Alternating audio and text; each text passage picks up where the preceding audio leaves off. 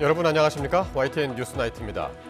여당 당직 인선 논란의 중심에 서 있던 정점식 정책위의장이 결국 사의를 표명했습니다.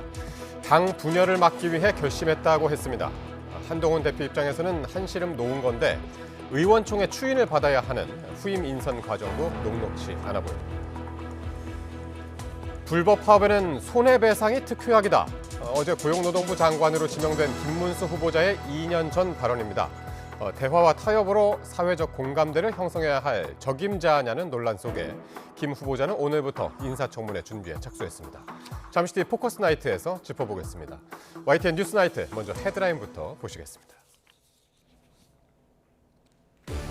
오늘의 주요 뉴스입니다. 정산 지연 사태 시작은 티몬 위메프의 모기업 큐텐이고 구영배 대표가 상황을 진작부터 알고 있었다는 폭로가 나왔습니다. 동시다발 압수수색에 나선 검찰은 피해 규모를 최대 1조 원으로 추산하고 있습니다. 야권이 이진숙 방통위원장 탄핵안을 공동 발의하고 본회의에 보고했습니다. 전 국민 25만 원 지급법도 상정됐는데 국민의힘이 또 한 번 필리버스터에 나서며 강대강 대치를 이어가고 있습니다. 9명의 사망자를 낸 시청역 역주행 사고를 수사한 경찰이 운전 조작 미숙을 원인으로 결론지었습니다. 가속 페달을 반복적으로 밟으며 최고 시속 107km를 기록했고 브레이크는 한 차례도 밟지 않았습니다. 미 연방준비제도가 9월 금리 인하 가능성을 강하게 시사했습니다. 뉴욕 증시가 대형 기술주 중심으로 급등했고 우리 증시와 환율도 들썩였습니다. 하마스 수장 하니에가 이란에서 암살되자 이란 최고 지도자가 이스라엘을 향한 보복을 천명했습니다. 중동 확전 우려가 최고조에 달하고 있습니다. 서울 지역의 열대야가 앞으로 열흘 이상 이어질 거란 관측이 나왔습니다. 전국 대부분 지역의 폭염 위기 경보가 심각으로 올라가면서 온열 질환 우려가 커지고 있습니다. 더불어민주당을 비롯한 야당이 이진숙 방송통신위원장이 취임한 지 하루 만에 이 위원장에 대한 탄핵안을 발의했습니다. 국민의힘은 탄핵 중독이라고 비판했고 야당은 탄핵과 함께 국정조사도 추진하겠다고 벼르고 있습니다. 이준엽 기자가 보도합니다. 민주당과 조국혁신당 등 6개 야당이 이진숙 방송통신위원장 탄핵안을 당론으로 공동 발의했습니다. 5인 합의제 행정기구인 방통위에서 2인 의결을 했고 기피 신청을 스스로 기각한 점 등이 파면할 만한 위법행위라고 주장했습니다. 공영방송 장악을 멈출 생각이 없는 윤석열 정권에 엄중한 경고를 전달하기 위해 국회가 이진숙 위원장의 탄핵에 나서는 것이다. 국민의힘은 임명 하루 만에 탄핵당할 만큼 나쁜 짓을 저지르는 게 가능하냐며 야당이 탄핵을 희화화하고 있다고 반발했습니다. 국정 테러, 습관성 탄핵 중독이라고 강도 높게 비판했습니다. 국회에 접수된 탄핵 안건을 보니까요. 18건이 넘었습니다. 습관성 탄핵을 넘어 탄핵 중독 아닙니까? 본회의에 보고된 탄핵안은 이변이 없는 한 내일 가결될 것으로 보입니다. 이동관, 김홍일 전 위원장과 이상인 전 직무대행에 이은 4연속 방통위 수장 탄핵이지만 일각에서는 실효성이 떨어진다는 지적도 제기됩니다. 이미 공영방송 2사 선임이 끝난 데다 임기 하루 만에 밀어붙인 탄핵이 헌법재판소에서 각하되면 역풍이 불 수 있다는 우려 때문입니다. 내가 헌법재판소라 그러면 3일 만에 각하 때릴 수도 있다. 그럼 이진숙 그 위원장이 오히려 날개 다는 거다. 왜 그렇게 민주당은 자꾸 바늘 허리에 실매어 쓰려고 하느냐. 하지만 민주당은 오는 12일 MBC 대주주 방송문화진흥회 이사 교체 전 국정조사를 추진하겠다며 압박 수위를 높이고 있습니다. 의장님께서 저희가 과방위 차원에서 방송장악 국정조사를 할 수 있게 허가해 주시고 행정 절차를 밟아 주십시오.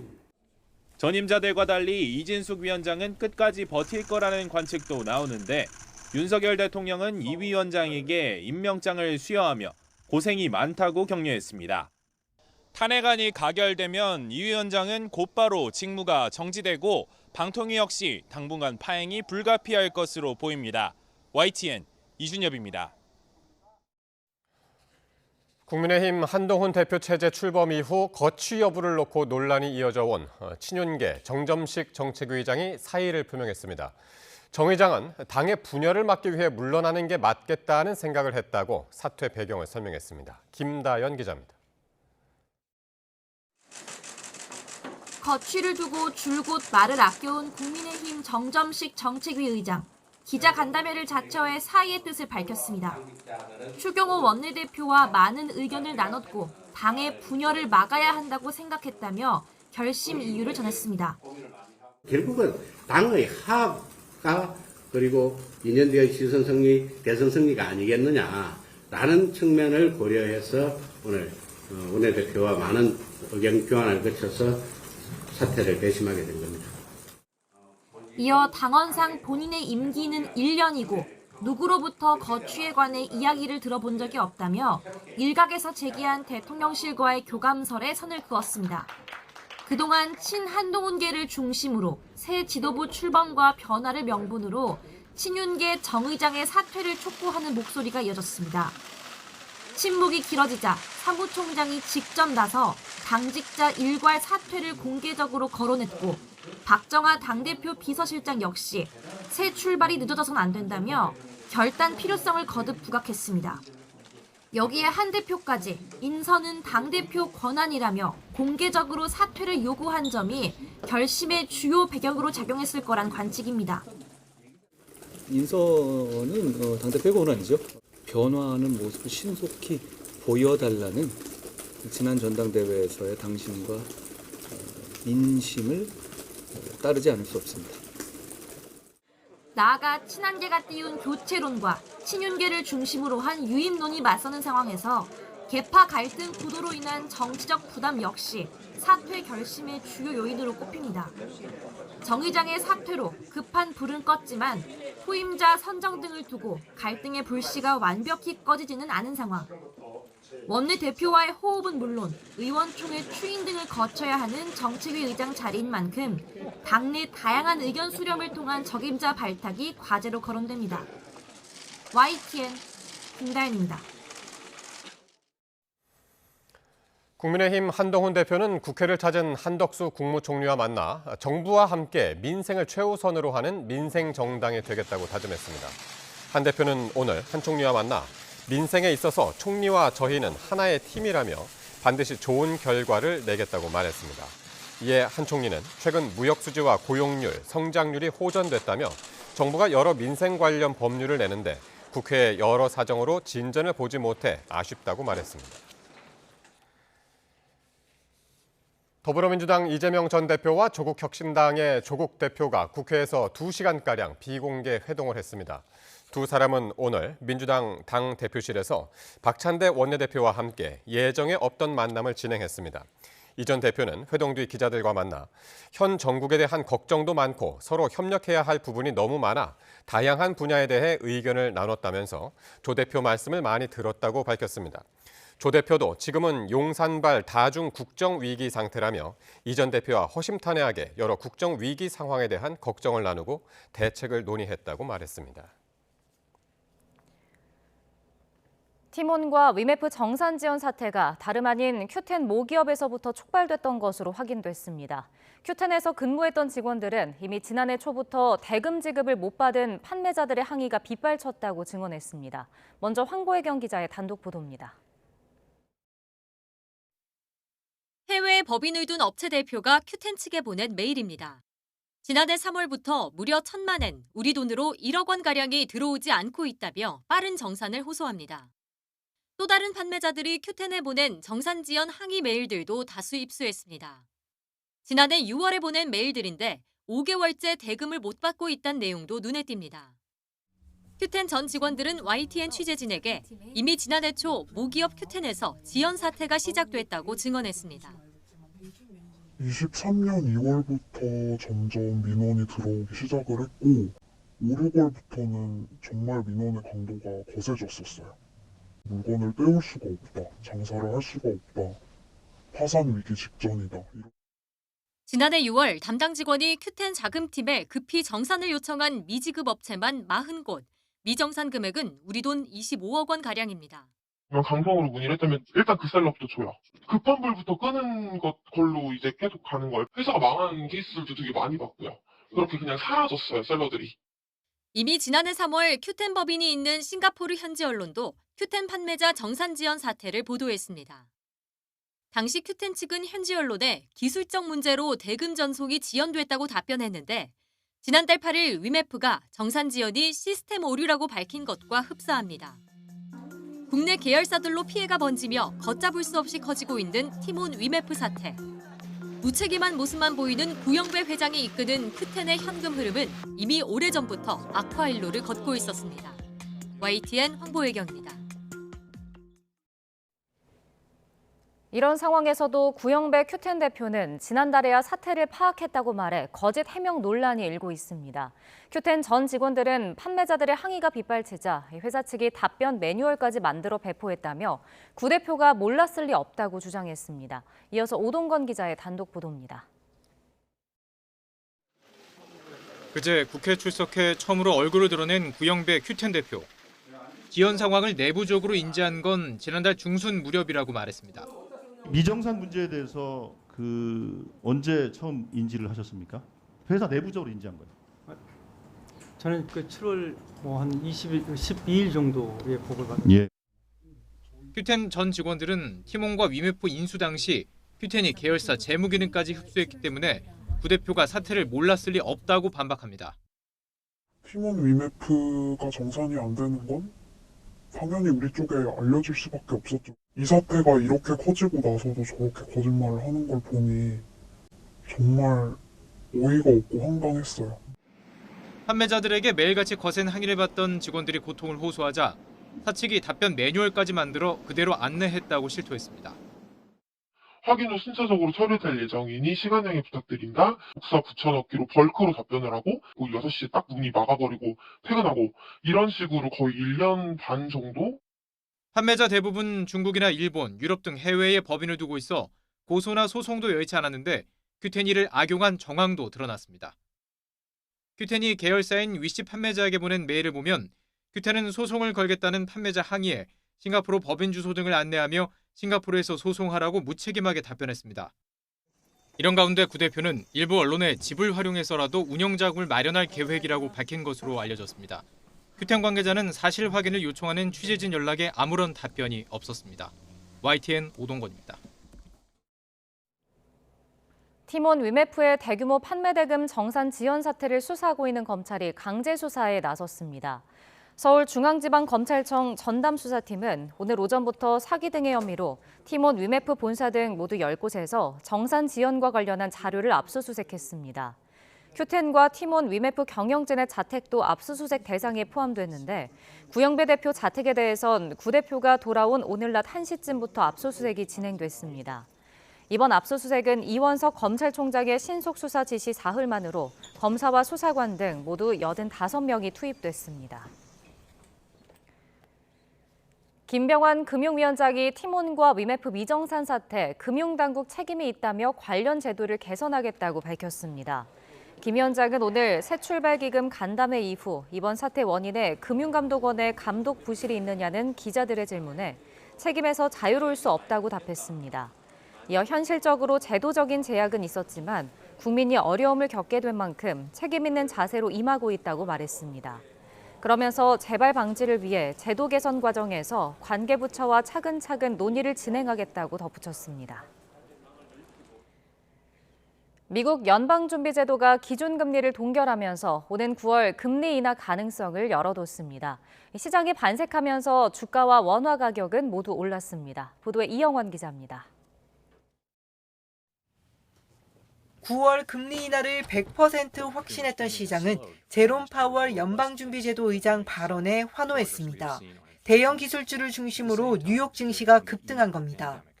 9월 금리 인하의 가능성에 대해서 약간 직접적으로 밝혔다는 데에서 굉장히 시장이라든지 다른 쪽에서 굉장히 환영하는 분위기다라고. 미국발 훈풍에 우리 시장도 들썩였습니다. 코스피와 코스닥 모두 상승 마감했고 원화값도 올라 원달러 환율은 10원 넘게 내렸습니다. 투자 심리가 살아나면서 위험자산 선호가 짙어진 결과입니다. 다만 주가 오름폭이 크지는 않았습니다. 트럼프 리스크가 있고 캐리 트레이드 정산 이런 요인들 때문에 자금이 이렇게 적극적으로 예전처럼 들어오지는 않는다.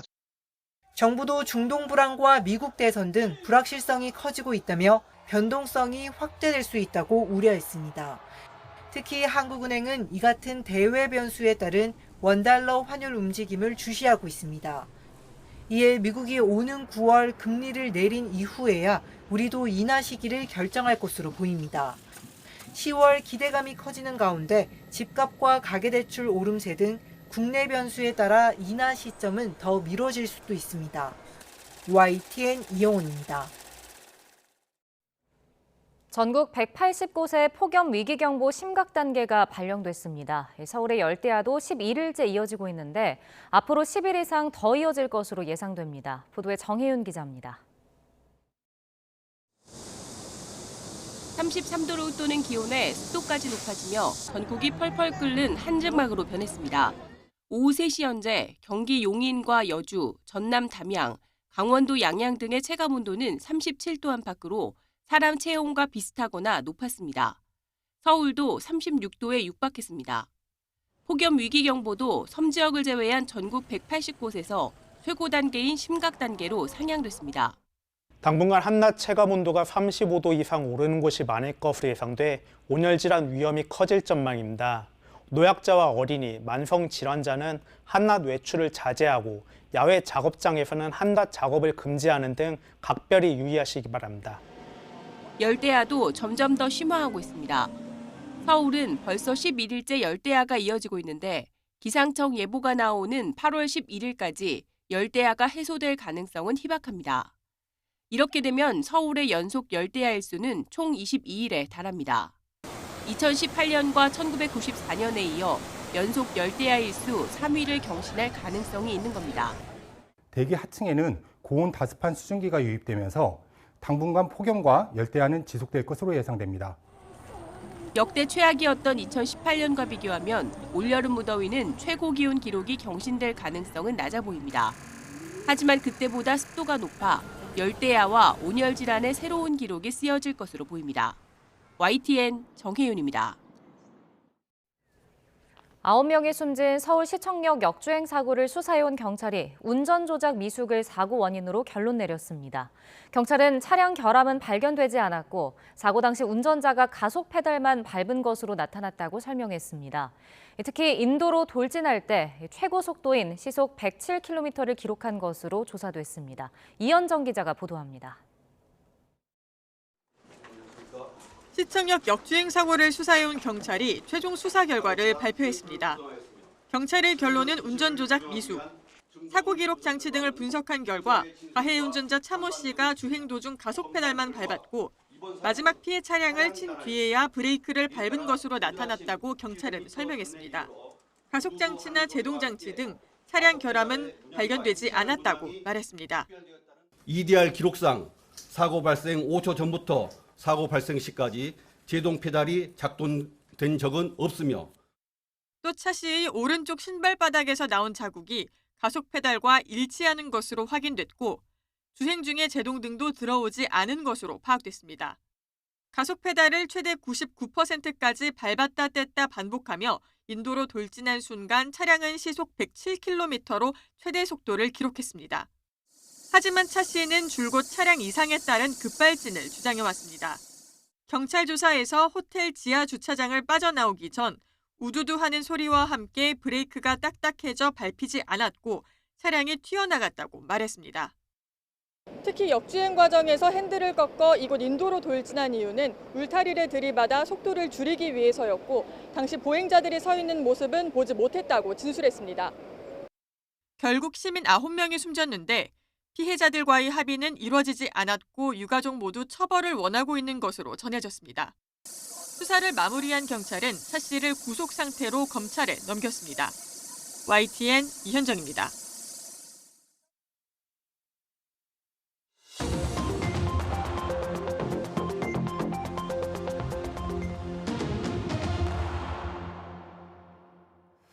네, 정치권 관심 뉴스 짚어보는 포커스 나이트 시간입니다. 오늘은 장성호 전 건국대 행정대학원장 그리고 박창환 장한대 특임교수와 함께하겠습니다. 두 분 어서 오십시오. 네, 안녕하세요. 안녕하십니까?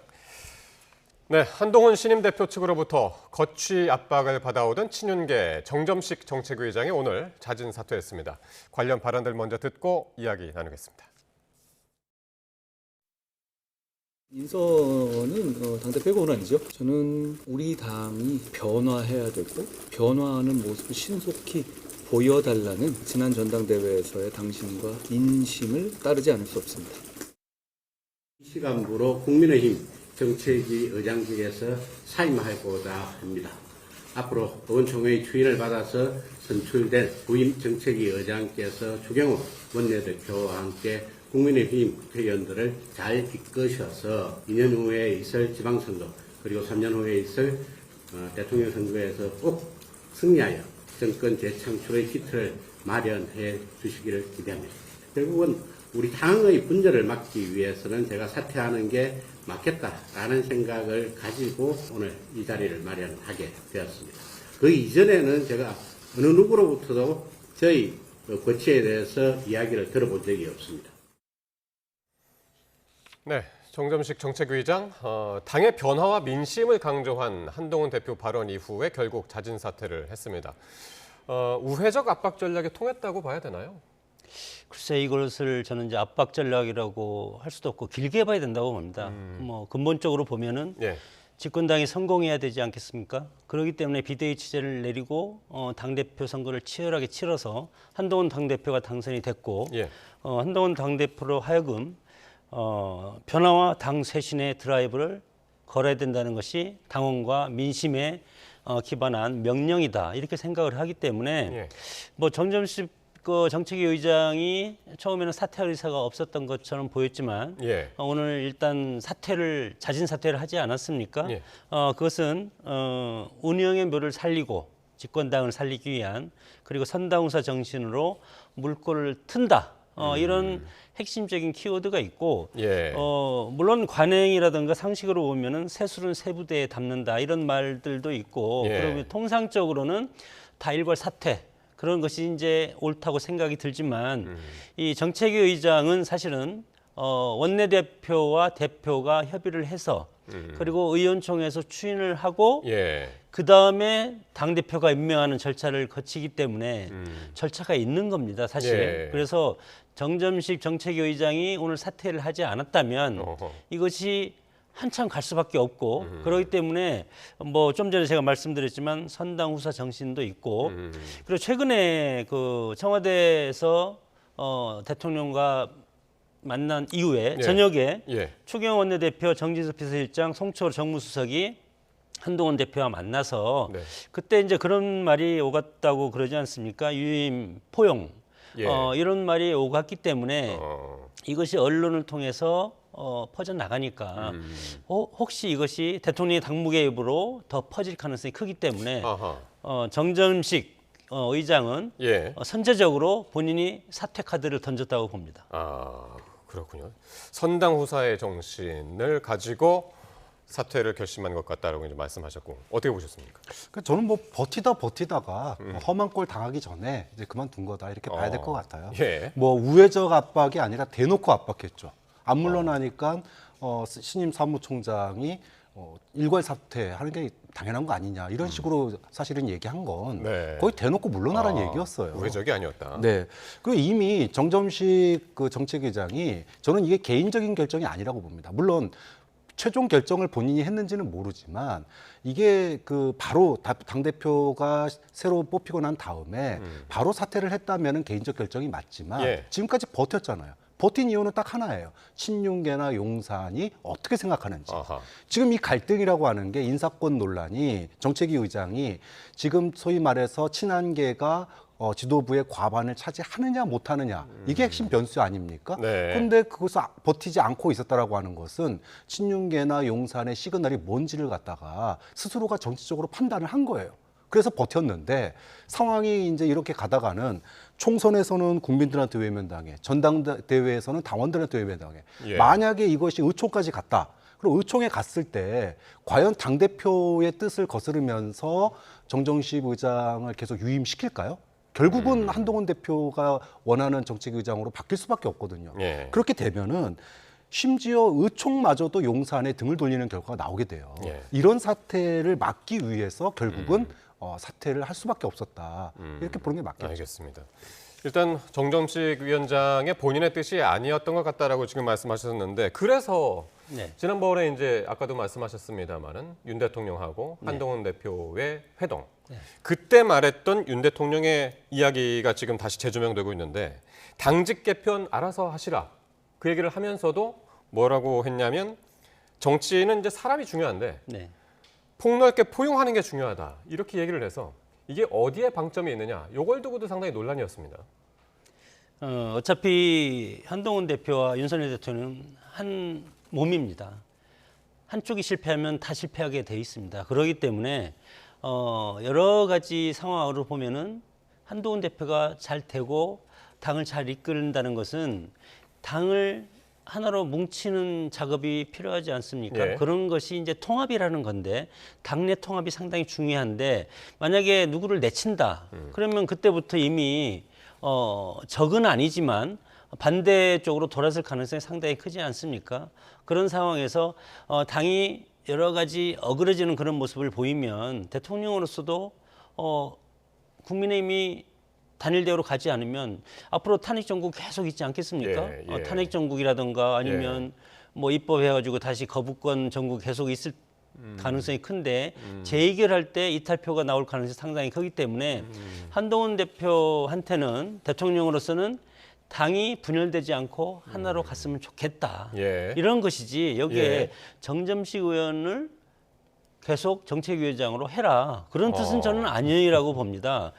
그리고 한동훈 대표도 마찬가지로 예. 당대표를 통해서 변화와 당정 쇄신을 이끌어 가려면 최고의 안정이 필요하지 않습니까? 최고의 안정이라는 것은 9명 중에서 5명 정도 과반을 넘어야만이 최고위가 여러 가지 당대표 뜻대로 가서 일사천리로 갈 가능성이 좀 있는데 그렇지 않고 지금 구도로 가면은 그야말로 4대5 이렇게 되면 최고위가 안정성이 없기 때문에 네. 당대표 역할을 하지도 못하고 한동훈 대표도 상당히 지금 앞으로 1년 동안 국민의힘을 정말 반듯한 보수정당으로 또 세워놓고 경쟁 있는 정당 그리고 민주당한테 우위에 있는 그런 정당의 어떤 색깔과 모양을 만들어야 될 그런 임무가 있기 때문에 상당히 지금 조급한데 조급함에도 불구하고 최고위에서 안정성이 흐트러지고 불안정하다면 대표가 매일 초구에 가서 대표가 시달리지 않겠습니까?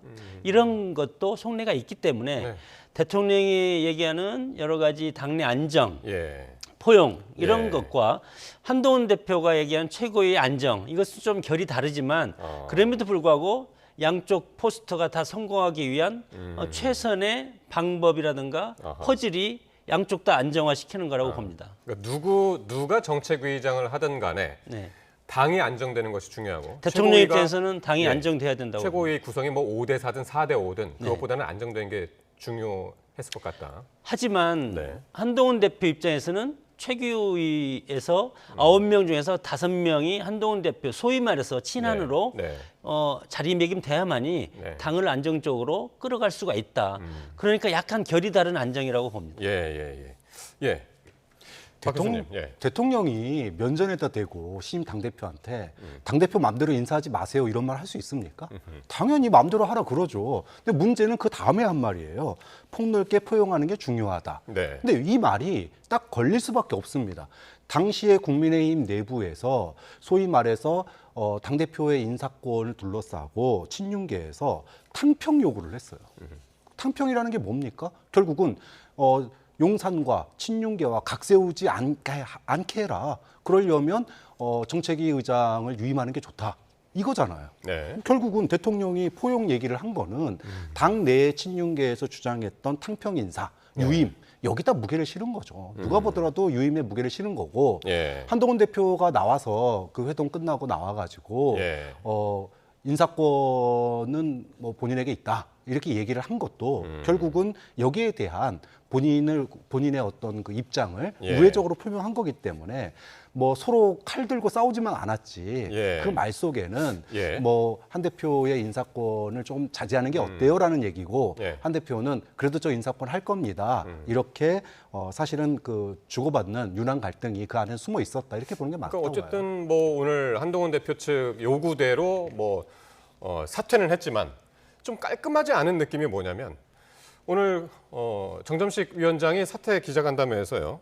당대표가 정책위의장 면직권을 행사할 수 없다라고 강조를 했습니다. 이건 어떤 의미입니까? 지금 정당이 원내 정당하고 기존 정당 두 가지로 나눠지지 않습니까? 네. 당에서도 마찬가지로 당헌 당규를 보면은 원내 정당에서는 원내 대표와 정책위 의장이 있습니다. 그리고 당 보면 대표하고 사무총장이라든가 네. 그리고 여의도연구원장 이렇게 나눠져 있기 때문에 예, 예. 이것은 당 대표가 원내에 있는 원내 대표하고 정책위 의장을 임명할 권한은 있지만 권한을 하기 위해서는 예. 원내대표의 동의가 중요하고 두 분이 협의해서 한 명을 결정한 다음에 그리고 결정권은 원내 의원들이 결정하는 겁니다. 의원총회에서 투표를 추인을 받아야 통해서 되니까. 하든지 아니면 박수로 추인을 받든지 예. 통상 뭐 정책위의장은 원내대표와 대표가 결정을 했기 때문에 이제 박수로 추인을 하는 건데 그렇게 하지 않으면 이제 투표라도 해야 되지 않겠습니까? 예. 그런 차원에서 지금 아주 일가를 하고 이제 나갔는데 네. 그러면서 또 뭐 2년 뒤 지방선거 얘기를 하지 않습니까? 네. 그렇기 때문에 한동훈 대표가 지방선거 이후에까지는 있지 않을 것이다. 그런 뉘앙스가 이제 있다고 해석도 하는 네. 언론도 있지만 그런 식으로 해서 오늘 마지막으로 하면서 뒤끝있게 저는 이제 사퇴를 하신 거지 않을까 이렇게 생각이 듭니다. 뒤끝이 있었다. 네. 예. 어쨌든 이렇게 하면 어쨌든 이제 정책위의장 다음 정책위의장이 누구냐 여기에 또 이제 관심이 쏠리는데 어쨌든 과정이 좀 복잡합니다. 그냥 딱 지명해가지고 되는 것도 아니고 전체 이제 의원총회에서 이제 추인을 받아야 되는 그런 과정들이 있는데 이것도 녹록지 않은 것 같은데 누가 될까요? 어떤 인사들을 할까요? 일단 한동훈 대표 입장에서 생각을 해보면은 네. 한동훈 대표가 어디서 지지를 많이 받았냐 하면 수도권 당협위원장들한테 굉장히 큰 지지를 받았습니다. 그리고 국민의힘이 영남에만 머무르면 영남당이 돼서는 안 된다. 네. 그리고 중도 확장성을 가지겠다라고 얘기를 해왔잖아요. 예. 그렇다면은 뭔가 수도권에 기반을 두고 또 그 수도권의 어떤 그 정책에 수도권 국민들이 원하는 또 예. 중도층이 원하는 예. 그런 것에 정책에 어떤 무게감을 실을 필요가 있다. 인사도 그렇고 내용도 그렇고 그렇게 본다 그러면은 지금 거론되는 인물들 가운데 예. 뭐 수도권 출신의 삼선 김성원 의원이나 이제 이런 분들이 될 가능성이 저는 있다고 봐요. 이제 그만큼 국민의힘의 어떤 체질 개선 이 예. 부분들에 아마 한동훈 대표로서는 무게를 실는 그런 인사를 할 가능성이 좀 있어요. 원외보다는 원내로 할 거다라고 보시는 거예요? 뭐 아무래도 이게 그 아까 말씀하셨지만 옛날에는 민주당 같은 경우에는 원내대표하고 정책위의장이 러닝메이트거든요. 예, 예, 근데 그럴 정도로 입법 과정이라든지 이런 데서 굉장히 영향력이 있기 때문에 원외 인사가 그렇죠. 맞기에는 좀 지명직 어려운 최고위원도 면이 있죠. 있으니까 네, 뭐 원외 그렇죠. 같은 경우에는 네. 그죠? 알겠습니다. 자, 여기까지 이제 그 말씀 나누고요. 다음 주제로 넘어갈 텐데요. 자, 이진숙 방송통신위원장이 이제 취임 당일인 어제 공영방송 이사진 선임 절차는 좀 마무리했죠. 그런데 오늘 개혁신당을 제외한 야 6당이 이 위원장에 대한 탄핵소추안을 발의했습니다. 당장 여당의 반발이 거셉니다. 직접 듣고 오겠습니다.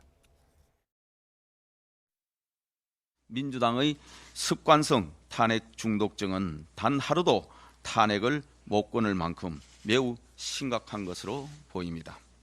1년 새 방통위원장을 3명이나 탄핵을 한다는 것은 심지어 신임 위원장 출근 첫날부터 탄핵을 하겠다는 것은 국정에 대한 폭력이자 테러입니다.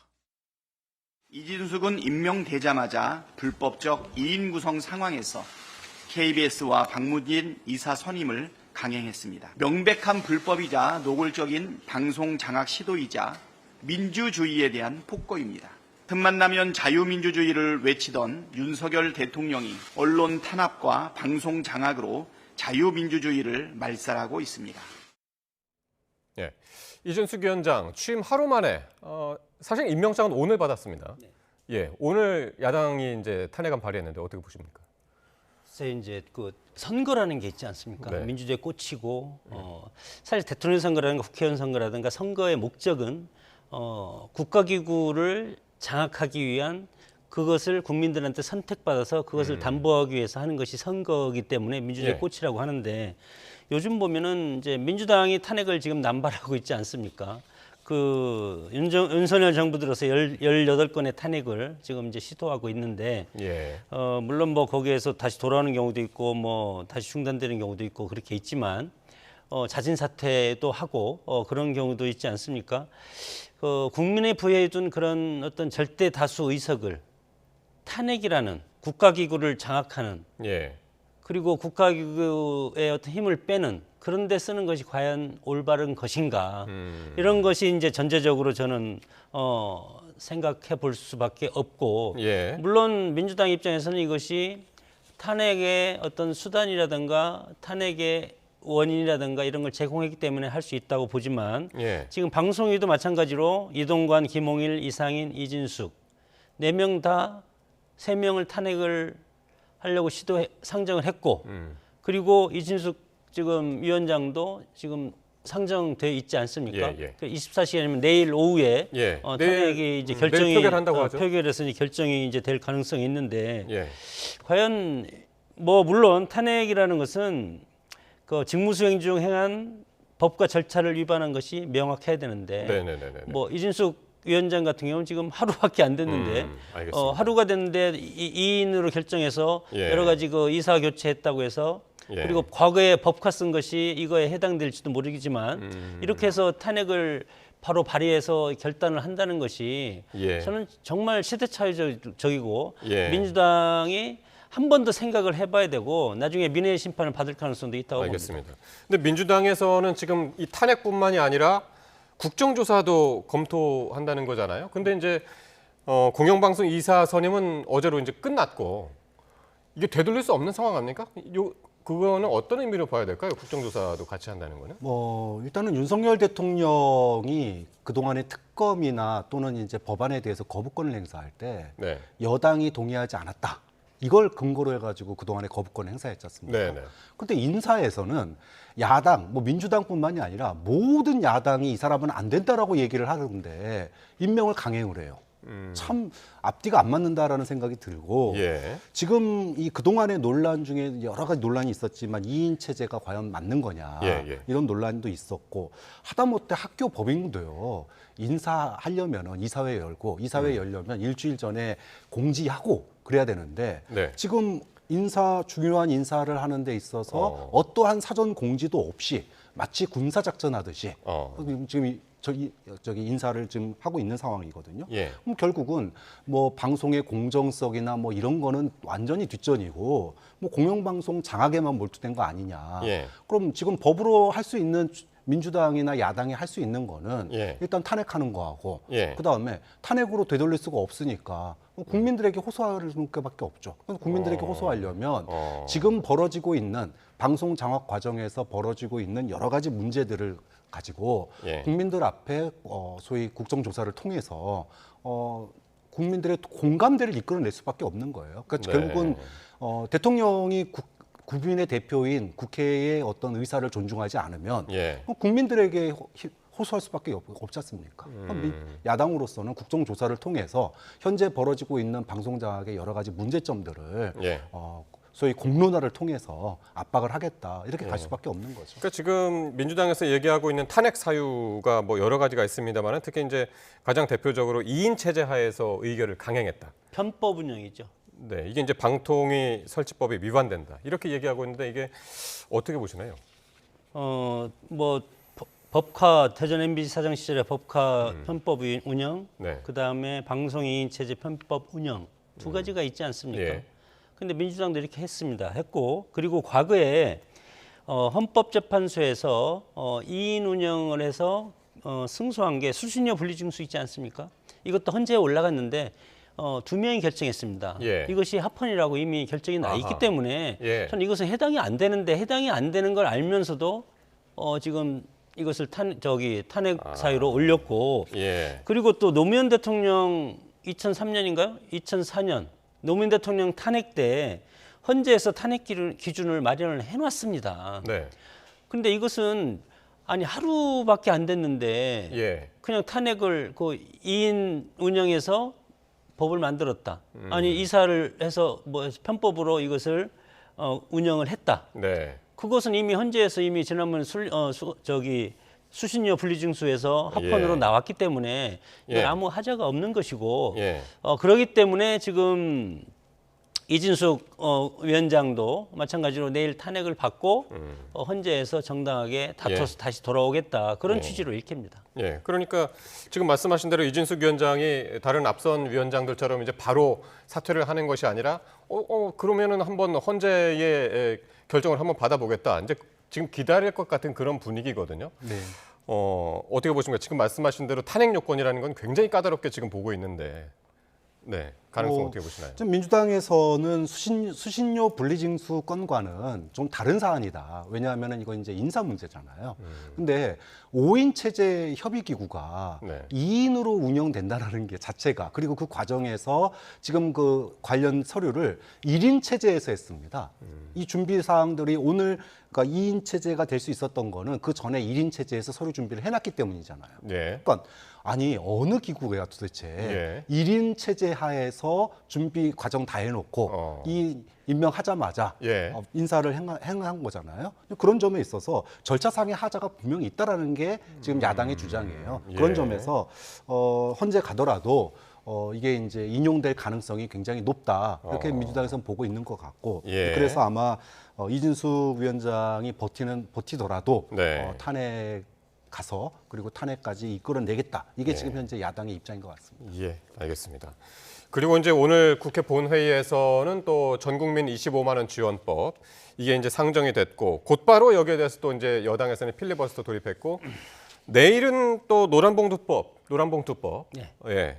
요것도 이제 상정하면 또 필리버스터를 하겠다는 거잖아요. 뭐 예. 계속 반복이 됩니다. 예, 계속 반복이 되고 이미 네. 노란봉투법은 지난 국회에서도 됐다가 다시 제2에서 부결돼 가지고 이미 폐기된 대통령이 거부권 행사했었죠. 또 다시 지금 내세운 것 아니겠습니까? 지난 총선 때 전 국민 25만 원 네. 이걸 각 선거구마다 다 붙여가지고 사실 민주당이 상당히 뭐 이런 거에서 이제 좀 강한 면모를 이제 보이고 있는데 예. 보수 정당인 국민의힘 같은 경우는 선별적 복지 그리고 민주당은 절대적인 전체적인 그런 복지를 네. 이제 추진하는 거기 때문에 상당히 차이가 있습니다. 그래서 민주당은 이재명 대표의 어떤 기본소득 에다가 전국민 복지 카드로 지금 계속 이거에 대해서 핸들링을 하고 있는 그런 추세고 그리고 집권당이라든가 집권 정당 같은 경우는 나라의 곳간을 생각해야 되지 않겠습니까? 그리고 윤석열 정부가 지난 문재인 정부로부터 이어받으면서 상당히 재정적인 적자가 상당히 많은 상태에서 인수를 했기 때문에 윤석열 정부가 첫 일성이 국가 재정을 건전 재정을 확립하겠다. 건전 재정을 확립한다는 것은 돈을 뿌리지 않겠다는 겁니다. 긴축 재정을 해서 왜냐하면 과거에 그 제1차 재정지원금이 2020년 5월에 지급했는데 물론 그때는 코로나19 때문에 그때 14조가 풀리지 않았습니까?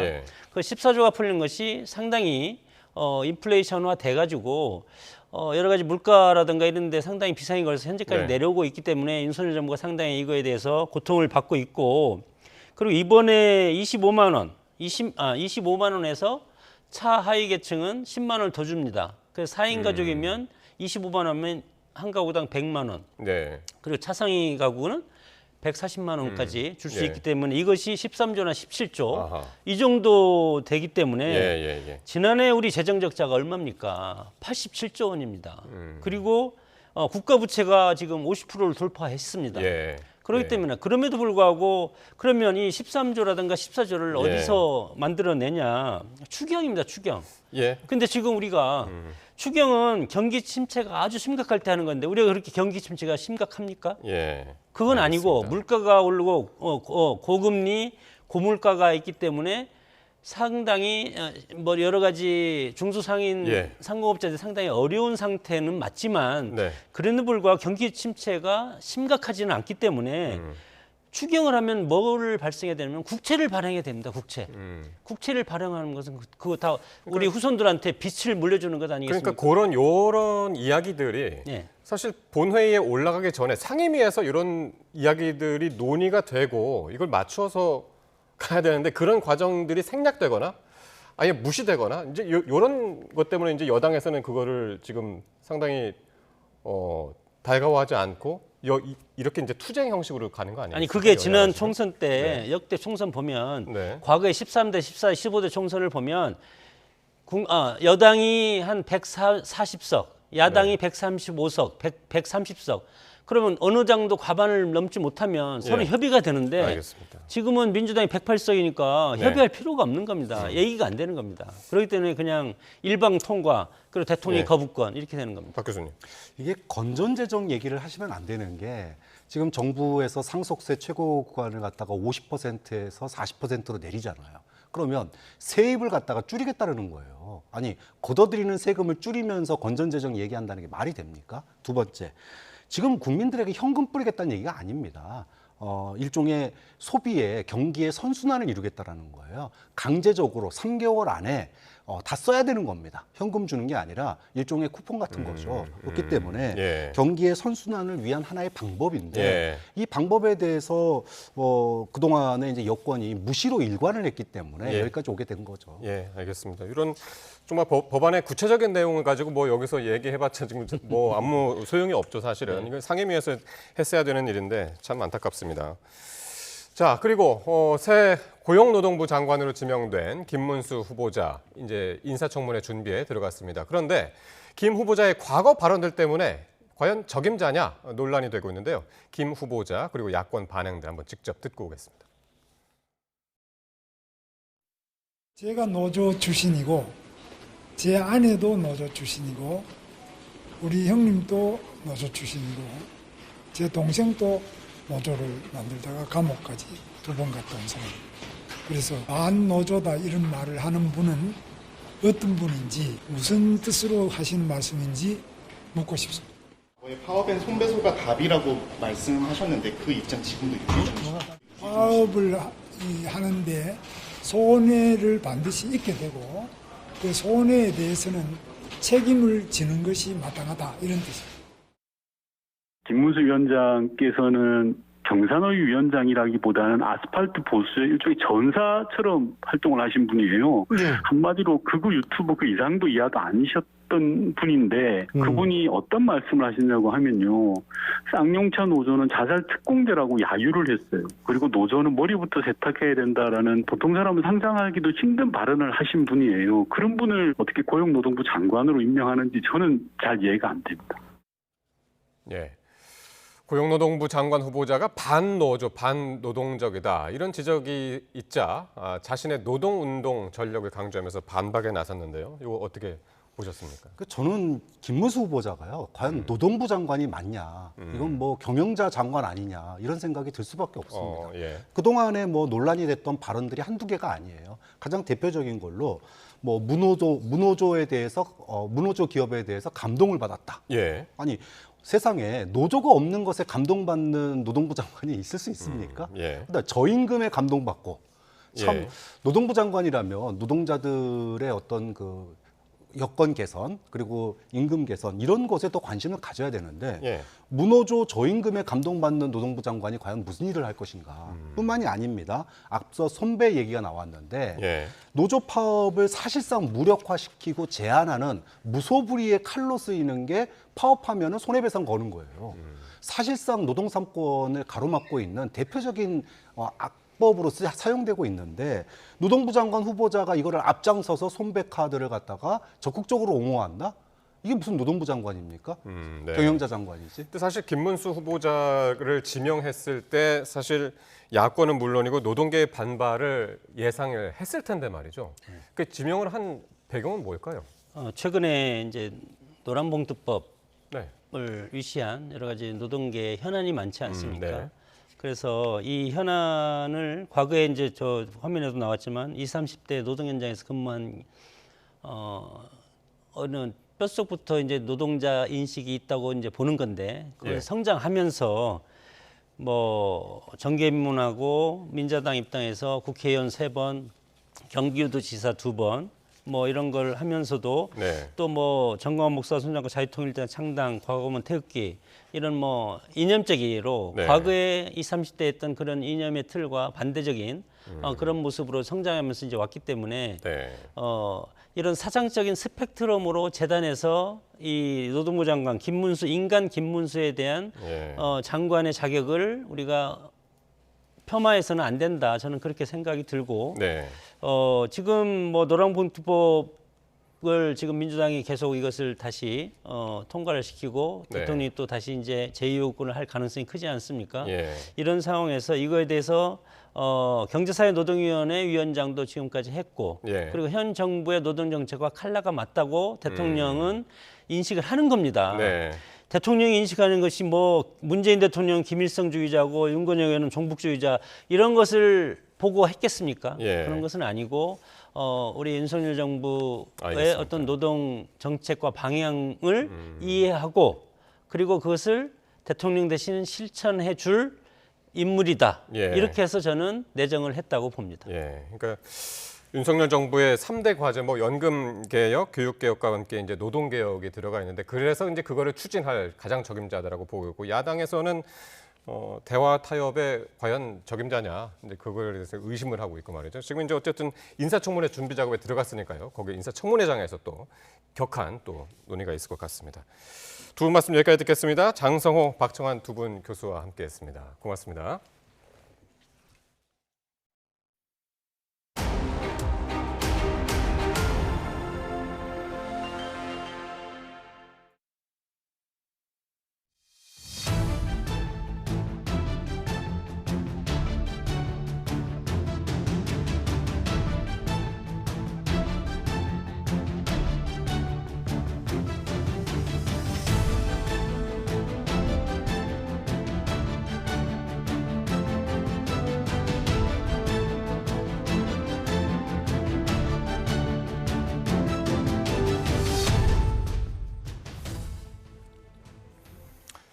팀원과 위메프의 정산 지연 사태를 수사하는 검찰이 압수수색에 나서면서 수사를 본격화했습니다. 검찰 압수수색 영장에는 큐텐그룹 구영배 대표에게 최대 1조 원대 사기 혐의가 있다는 내용이 적시된 것으로 알려졌습니다. 보도에 김태원 기자입니다.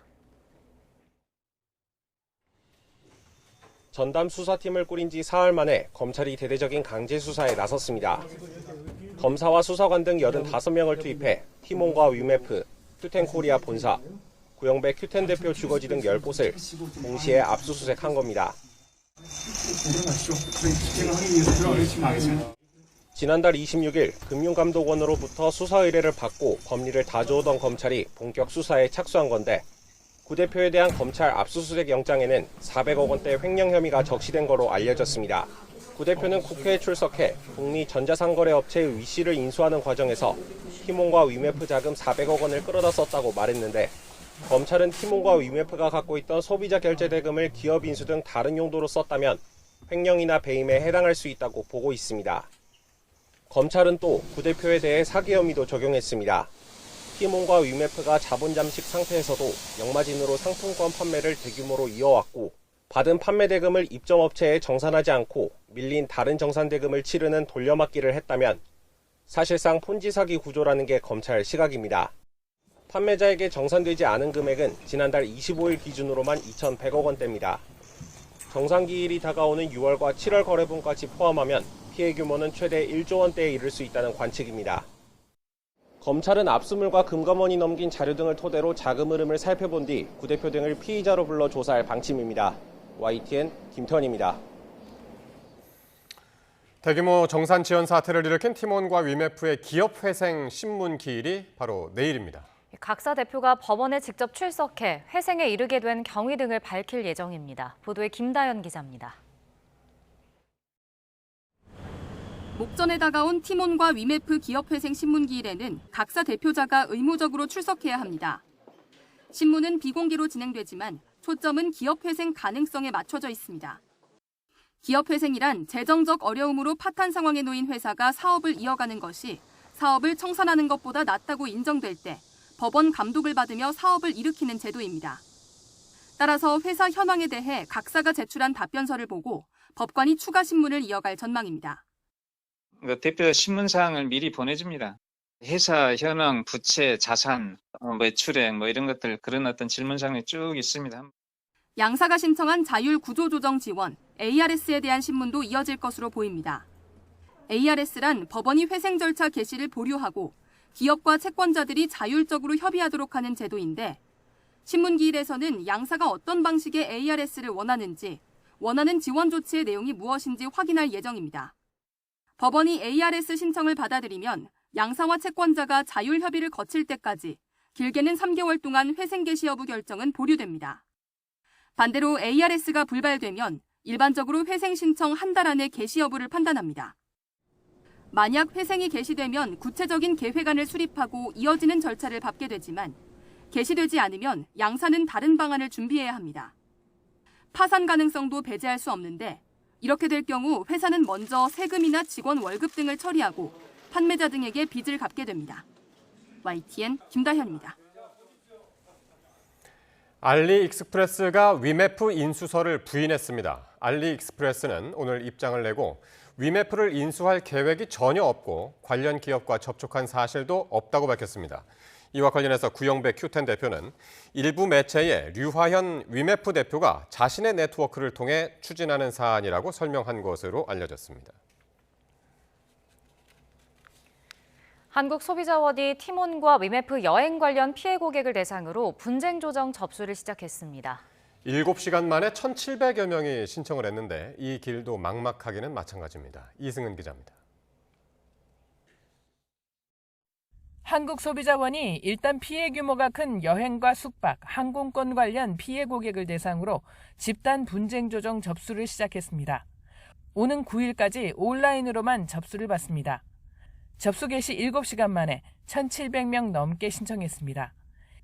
이번 집단 분쟁 조정 당사자는 중개몰인 티몬과 위메프의 여행 상품 판매자도 해당합니다. 때문에 조정안에는 티몬과 위메프뿐만 아니라 여행사가 어떻게 피해를 구제할지에 대한 방안도 담기게 됩니다. 정부는 주요 입점 여행사들과 간담회를 열고 협조를 당부했지만 여행사들도 정산 대금을 받지 못한 상황입니다. 이미 발표한 5,600억 원 플러스 알파 규모 지원 대책을 신속히 집행하고 필요시 추가적인 유동성 지원 방안도 강구하겠습니다. 분쟁 조정은 재판보다 절차가 빠르지만 이 또한 시간이 적지 않게 걸립니다. 머지포인트 사태의 경우 2021년 9월 접수를 받기 시작해 이듬해 6월에야 조정안이 나왔습니다. 당사자들이 조정안을 수용하더라도 결과는 미지수입니다.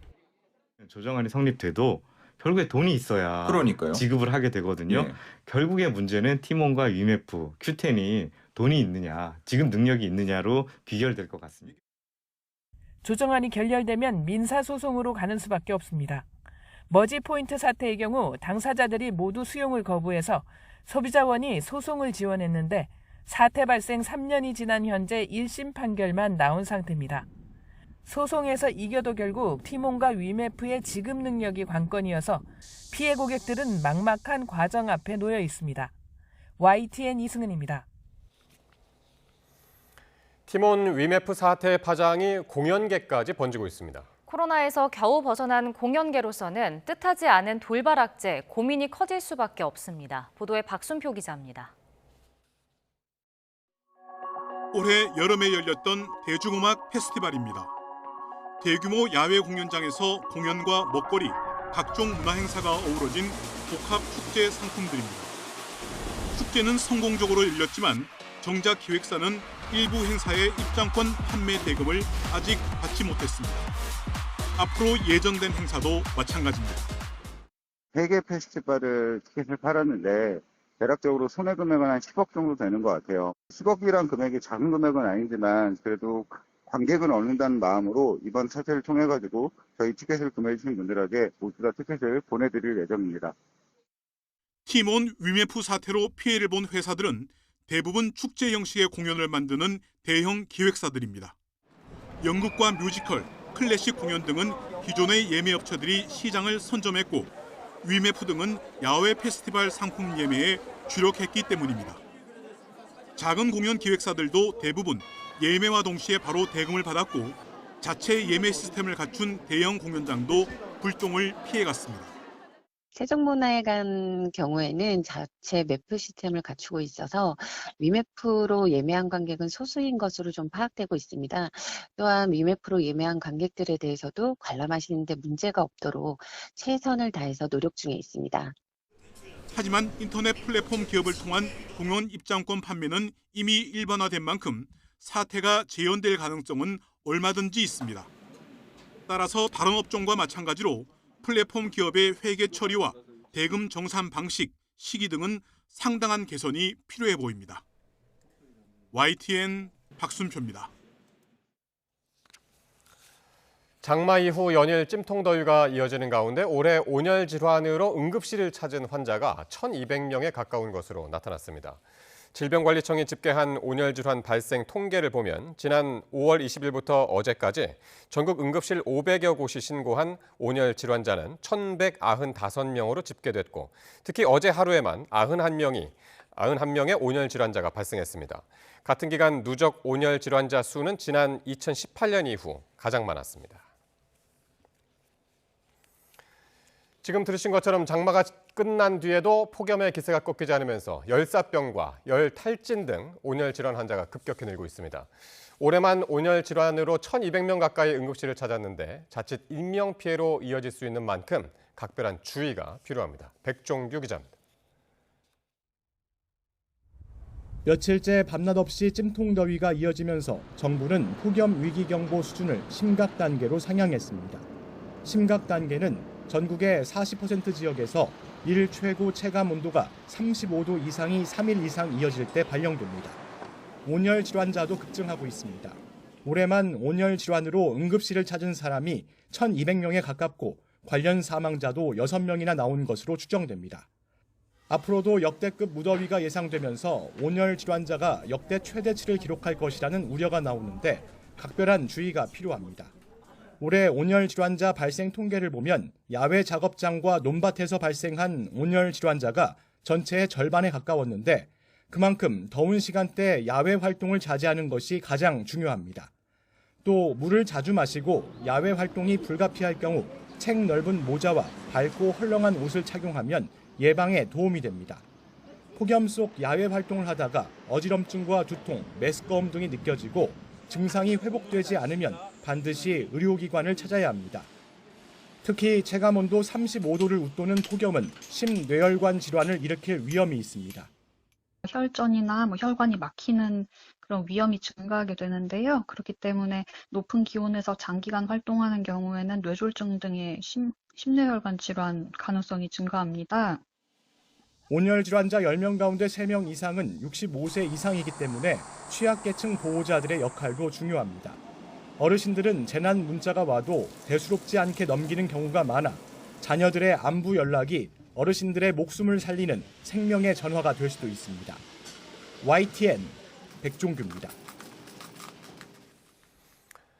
장마가 물러가고 폭염이 이어지면서 다음 주에 올여름 최대 전력 수요가 발생할 것으로 예상됩니다. 산업통상자원부는 오는 5일부터 9일까지 오후 5시에서 6시 사이에 올여름 최대 전력 수요가 발생할 가능성이 큰 것으로 분석했습니다. 산업계 휴가가 몰린 7월 말 8월 초가 지나고 조업률이 회복되면 전력 수요가 눈에 띄게 증가할 것으로 예상되기 때문입니다. 또 누적된 폭염과 습한 날씨가 이어지면서 이 시기에 냉방 수요도 최고조에 달할 것으로 전망됩니다. 전국의 연일 찜통더위가 이어지면서 축산농가에서는 폐사가 잇따르고 있습니다. 또 뜨거운 햇볕에 바다도 데워지면서 서남해안 곳곳에 고수온 주의보가 내려졌습니다. 나현호 기자입니다. 3만 5천 마리도 넘는 닭을 키우는 축사 내부. 커다란 환풍기 여러 대가 쉼없이 돌아가고 출하를 열흘 앞둔 닭들은 자동 급수기를 쪼아대며 목을 축입니다. 아직 오전인데도 이미 축사 바깥은 34도를 넘긴 상황. 첨단 장비를 갖춰가며 찜통 더위를 대비했지만 평소보다 2배나 폐사가 느는 건 어쩔 도리가 없습니다. 해열을 내려줘야 되는데 내려줄 수 없어가지고 굉장히 힘듭니다. 그리고 이 닭들은 개구 호흡으로 체열을 떨어뜨리는데 그 개구 호흡을 오래 하다 보면은 닭들이 탈진으로 이렇게 폐사가 나게 됩니다. 계속되는 가마솥 더위에 소나 돼지도 힘들기는 마찬가지입니다. 현재까지 우리나라 가금류 18만 마리와 돼지 14,000마리가 더위에 폐사한 것으로 집계됐습니다.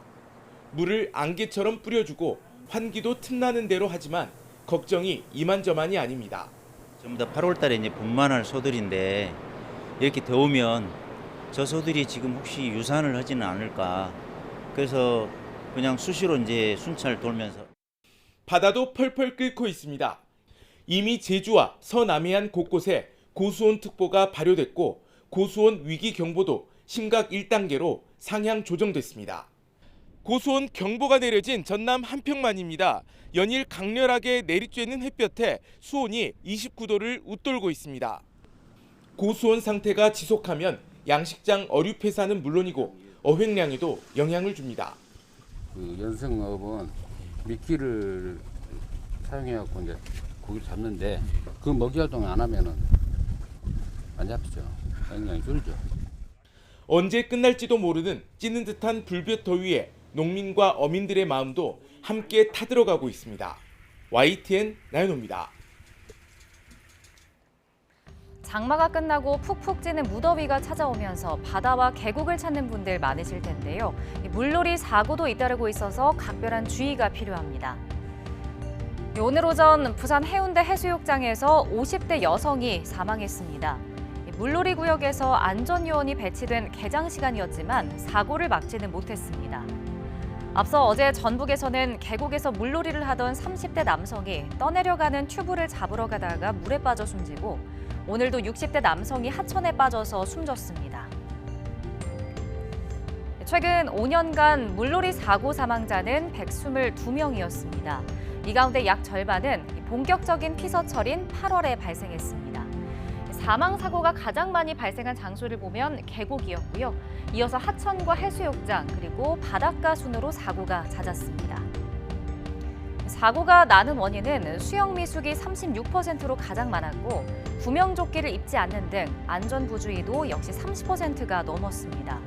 또 술을 마신 상태로 수영을 하는 경우도 적지 않았습니다. 연령대별로 보면 50대 이상이 40%를 넘으면서 다른 연령대에 비해서 훨씬 높았습니다. 뒤이어 10대와 20대 순으로 사고가 발생했고 특히 10살 미만의 어린이 등 안전 취약계층에서도 사망자가 8명이 발생해서 보호자들의 주의가 필요한 것으로 나타났습니다. 이 같은 여름철 물놀이 사고에 대비해 행정안전부는 물속에 들어가기 전에 충분한 준비운동과 구명조끼를 착용할 것을 당부했습니다. 또 물에 빠진 사람을 발견하면 직접 뛰어들지 말고 안전장비를 활용해서 구조하거나 119에 신고하라고 주문했습니다.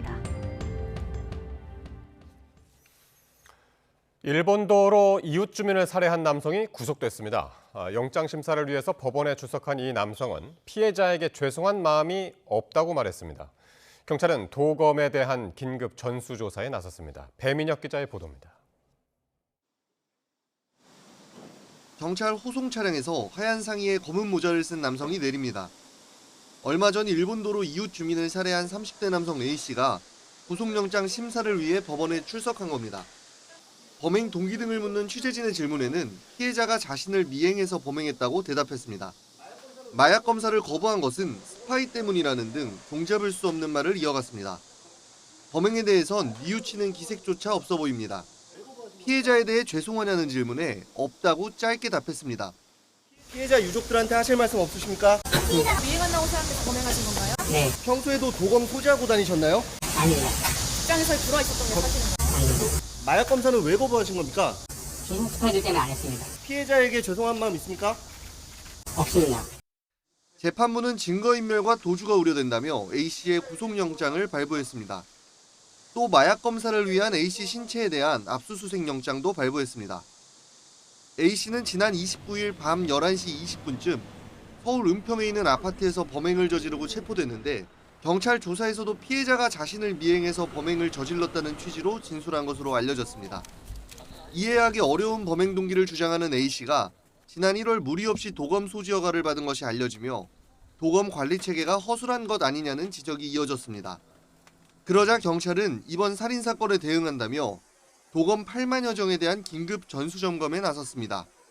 이미 허가받은 소지자들이 범죄를 저지르는 등 점검에서 위험성이 판단되면 허가를 취소할 방침입니다. 또 신규 소지 허가 시 경찰서 담당자가 신청자를 직접 면담하는 등 절차를 강화하겠다고 밝혔습니다. YTN 배민혁입니다. 시청역 역주행 사고를 수사한 경찰이 운전 조작 미숙으로 사고가 난 것으로 결론 내렸습니다. 서울 남대문경찰서는 오늘 최종 수사 결과 브리핑에서 사고 기록 장치 EDR 등 증거물 분석 결과 차량 결함은 발견되지 않았으며 차 씨가 가속 페달은 밟았지만 브레이크는 밟지 않은 것으로 나타났다며 이같이 밝혔습니다. 경찰은 차 씨가 가속 페달을 밟았다 뗐다 반복하고 브레이크는 마지막 차량을 충격한 뒤에야 밟은 것으로 확인됐다고 설명했습니다. 대낮에 만취 상태로 차를 몰다가 횡단보도를 건너던 시민 4명을 다치게 한 30대 운전자가 경찰에 붙잡혔습니다. 서울 금천경찰서는 음주운전 혐의를 받는 30대 남성 A씨를 수사하고 있습니다. A씨는 지난달 28일 오후 2시쯤 서울 가산동에 있는 사거리에서 신호를 기다리고 있던 택시를 들이받았는데 충격으로 택시가 밀리면서 횡단보도에 있던 시민 4명이 다친 것으로 조사됐습니다.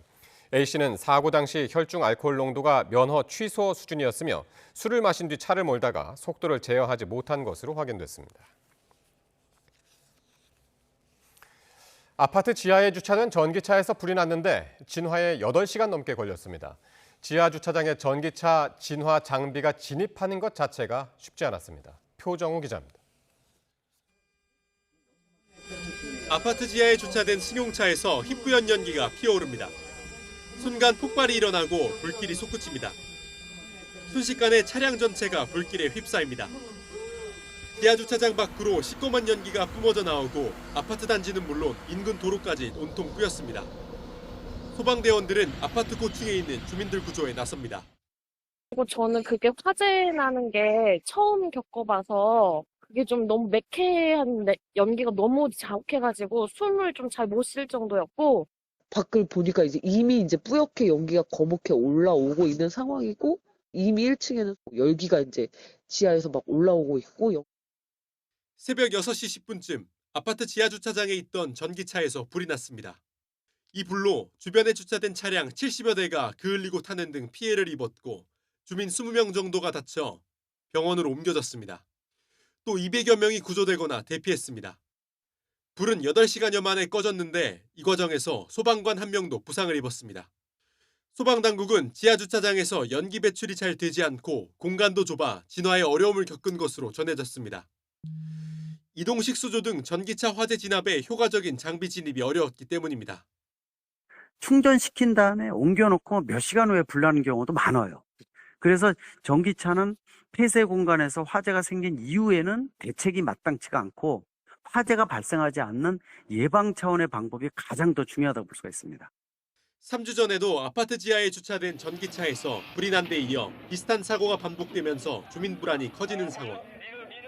이에 따라 전기차 배터리 과충전 방지 시설을 늘리는 등 화재 가능성을 줄이기 위한 대책 마련이 시급하다는 지적입니다. YTN 표정우입니다.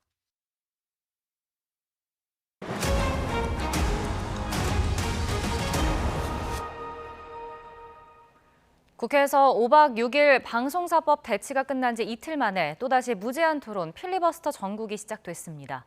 이번엔 전 국민에게 25만 원씩 지급하는 민생회복 지원금 특별법이 쟁점입니다. 보도에 나혜인 기자입니다. 국회 본회의에 올라간 민생지원금 특별법은 민주당 이재명 전 대표가 제안한 당론 1호 법안으로 전 국민에게 지역사랑 상품권을 지급하는 법적 근거를 담고 있습니다. 액수는 25만 원부터 35만 원 사이에서 정부가 정할 수 있게 했지만 지급일은 법이 공포되고 석 달 뒤로 못 박았습니다. 소비를 촉진해 침체한 골목 상권에 활력을 불어넣자는 게 입법 취지입니다. 거리의 소리, 시장의 소리, 농산어촌의 소리를 들어보십시오. 무엇이라도 해달라는 간절한 요구가 들리지 않으십니까? 가능한 모든 방법을 고민하여 대책을 내놓아야 할 책임과 의무가 있습니다. 특별법을 무차별 현금 살포법으로 규정하고 입법에 반대해온 국민의힘은 곧장 필리버스터 무제한 토론을 신청했습니다.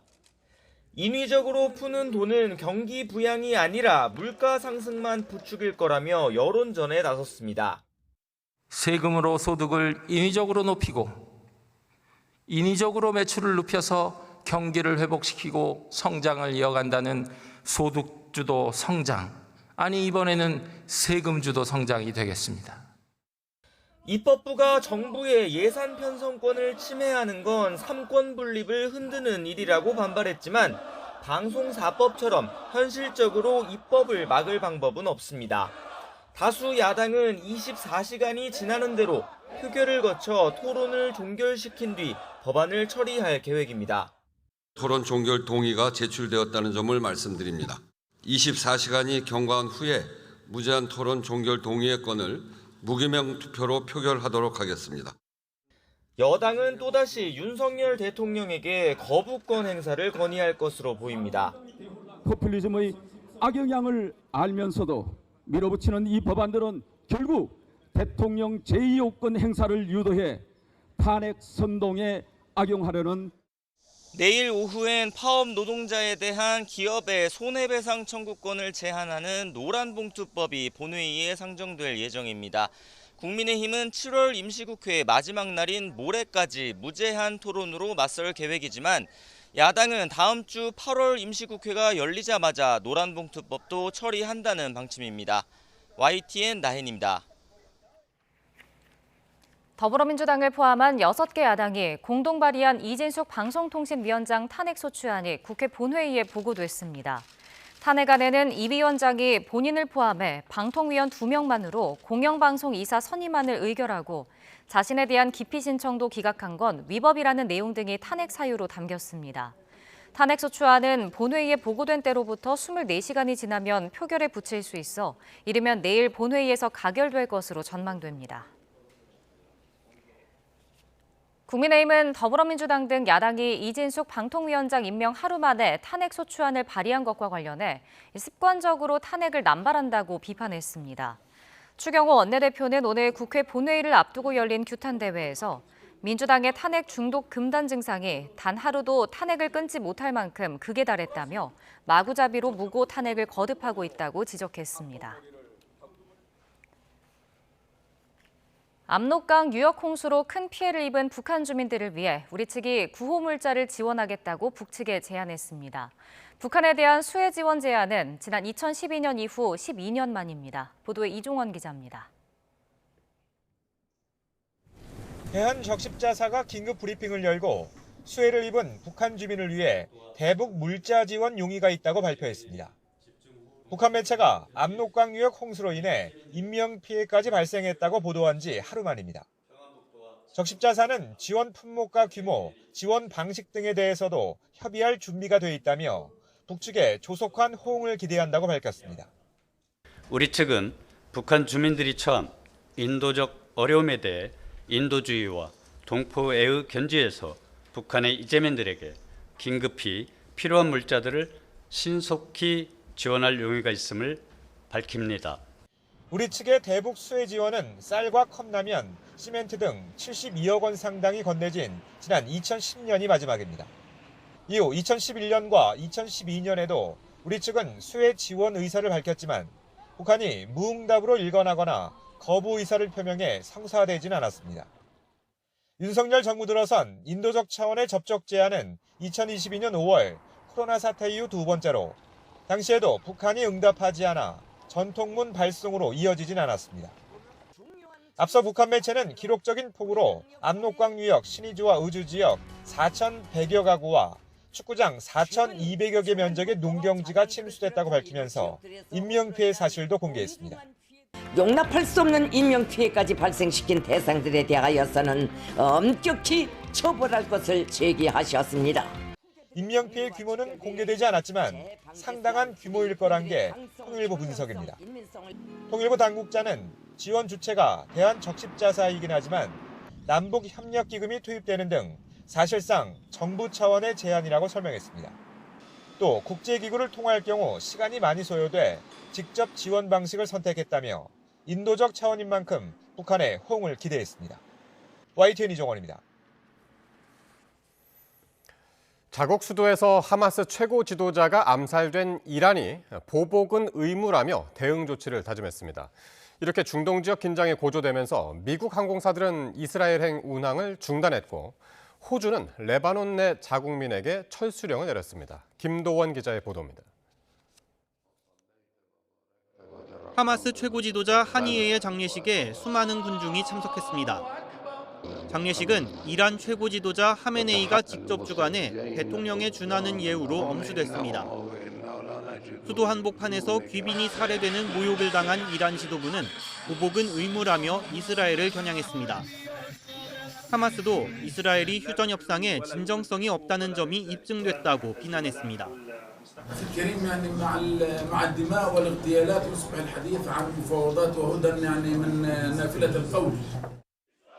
튀르키예와 요르단, 레바논 등 아랍권 곳곳에선 이스라엘을 규탄하는 시위가 벌어졌습니다. 이스라엘 공습에 고위 지휘관을 잃은 헤즈볼라도 다시 보복에 나설 것으로 보여 팔레스타인은 물론 레바논, 이란으로 전쟁이 확대될 수 있다는 우려가 나옵니다. 전면전으로 확대되지 않도록 이란과 헤즈볼라가 보복 수위를 조절할 거라는 분석도 있지만 상황이 항상 의도대로 흘러가는 건 아닙니다. 미국은 하니의 암살을 알고 있었다는 의혹을 부인하며 가자지구 휴전 중재 노력을 계속하겠다고 밝혔습니다. And to get there, it also first requires all parties to stop taking any escalatory actions.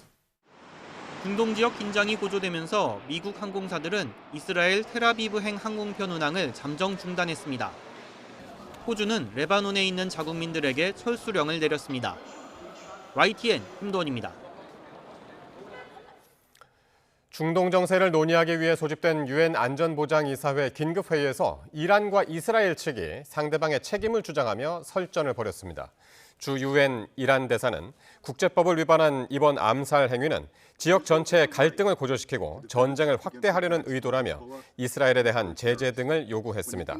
이에 맞서 이스라엘은 이번 긴급회의가 이란의 요청으로 열렸다는 점을 지적하며 이란이 하마스와 후티 반군, 헤즈볼라 등을 이용해 이스라엘 국민을 공격하고 있다고 비판했습니다. 미국 민주당의 대선 후보로 사실상 결정된 카멀라 해리스 부통령이 심상치 않은 바람을 일으키는 가운데 도널드 트럼프 전 대통령의 입은 점점 거칠어지고 있습니다. 흑인 표심 공략을 위해 나선 흑인 언론인 협회 초청 토론 자리에서 해리스 부통령에 대한 인종차별적인 발언으로 논란을 키웠습니다. 김지영 기자입니다. 흑인 표심을 공략하겠다며 흑인 언론인들과의 인터뷰에 나선 트럼프. 인종차별적 발언 전력에도 흑인 유권자들이 지지해야 하는 이유를 설명해달라는 첫 질문에 발끈하면서 긴장된 분위기로 시작했습니다. 자신을 흑인을 위한 최고의 대통령이었다고 자화자찬하기도 했습니다. I have been the best president for the black population since Abraham Lincoln. That's my answer. 특히 대선 레이스의 경쟁자인 카밀라 해리스 부통령을 두고 논쟁적 발언을 내놓았습니다. I didn't know she was black until a number of years ago when she happened to turn black, and now she wants to be known as black.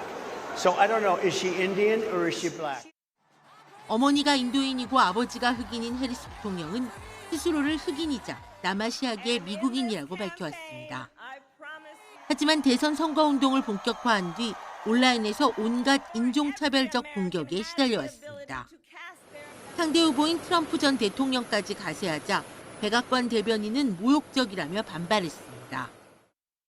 What he just said, what you just read out to me is repulsive, it's insulting.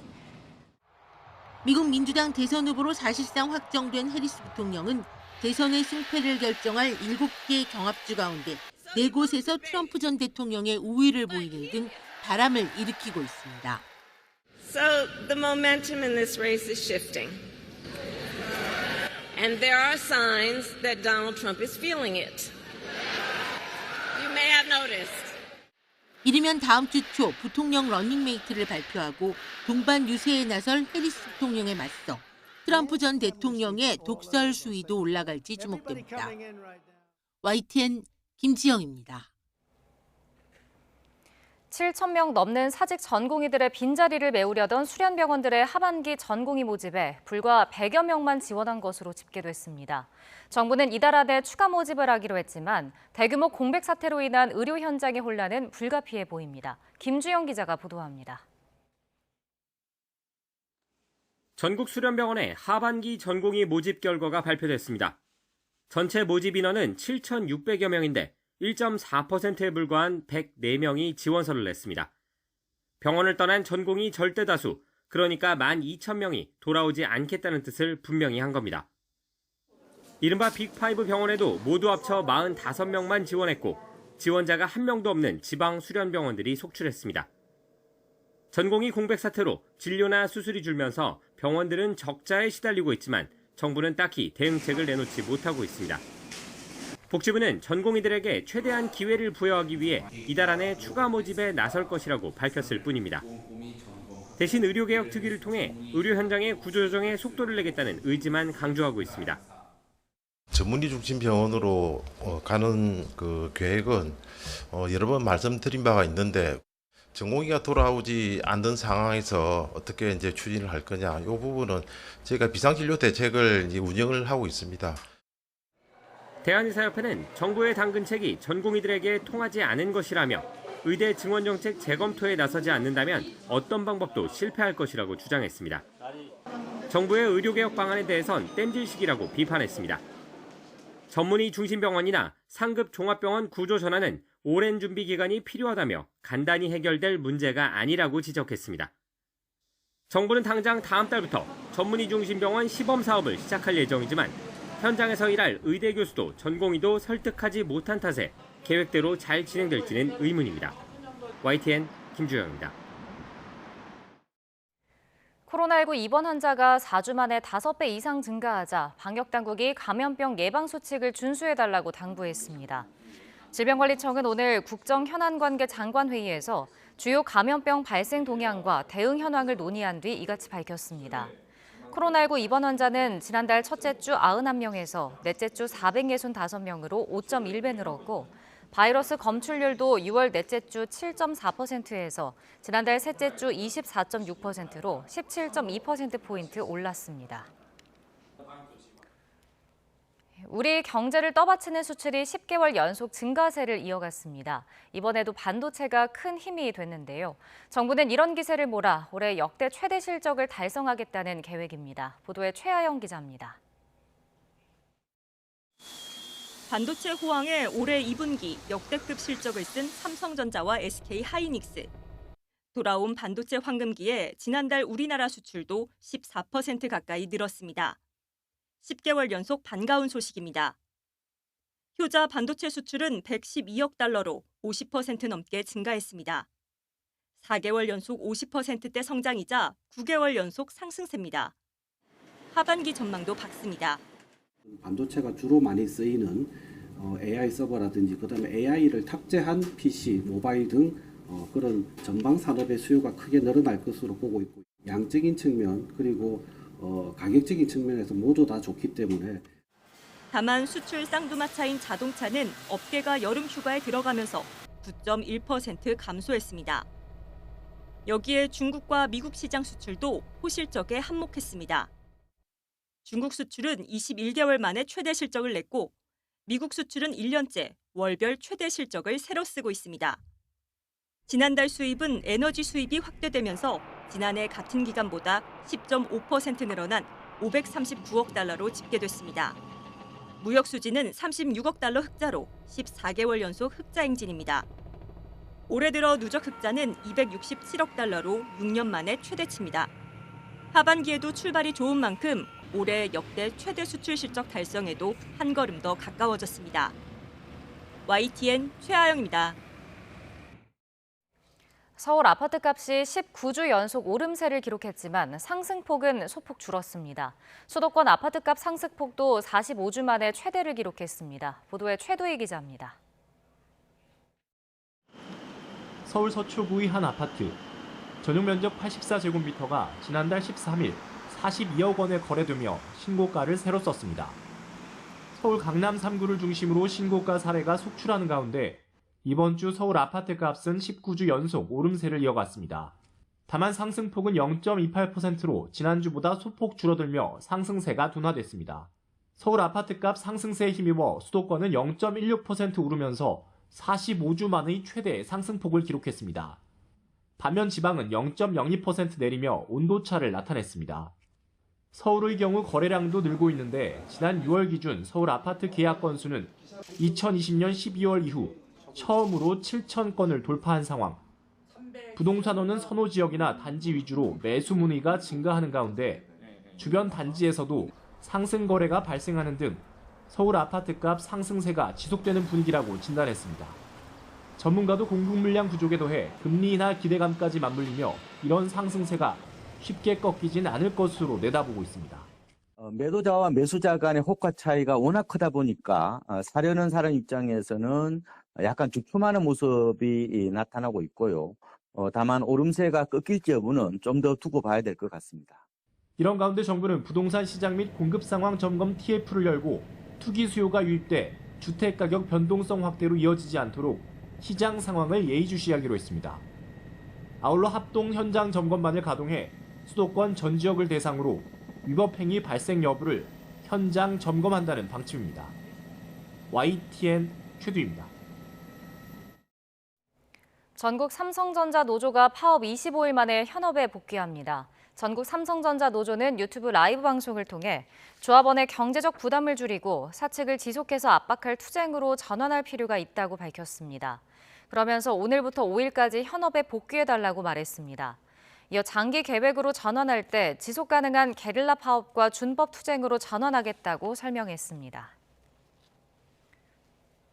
판매자 신원 정보 제공 의무를 다하지 않은 중고거래 플랫폼 당근마켓에 대해 공정거래위원회가 제재 절차에 착수했습니다.